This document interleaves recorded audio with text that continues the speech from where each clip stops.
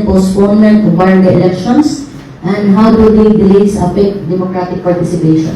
Yes, andito na naman ako, nagpapapostpone na naman ang barangay election para yan lang yung trabaho ko. Pero actually, I think a national state of emergency has already been called.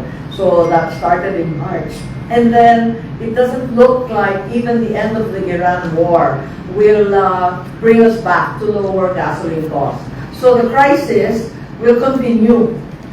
Yung state of emergency natin, hindi tayo sigurado hanggang kailan yan. So, palagay ko, that's a very, very serious consideration. And also, the new law already says that the barangays have 4 years as their term. So let's just comply with the 4 years at the very least. At bigyan natin ng konting tulong ng mga tao. Grabe pa, kung bakit yung date, nakakaloka yung date, sa totoo lang, bakit yung All Souls Day, November 2, mahihilo ka, kumutante ka, saan ka pupunta? Presinto o semeteryo? Balik sa presinto, sa semeteryo. Sino mo boto? Buhay o patay?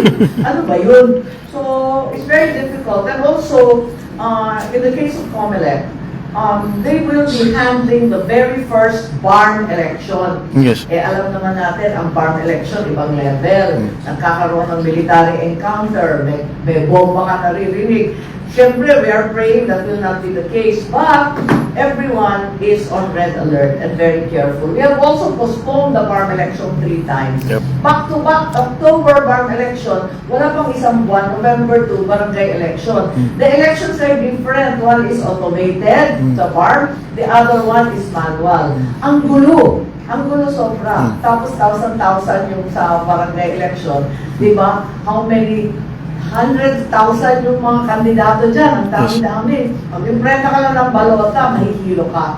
So, I'm suggesting that rather than deprive and disenfranchise a large number of Filipino voters because of the cost, the inconvenience, and the pressure of participating in barangay elections, we should just postpone it given the state of emergency of our country as well as of the pocketbooks of the ordinary citizen. So probably Sen, ba next year na ito mangyayari? Sana, I'm hoping.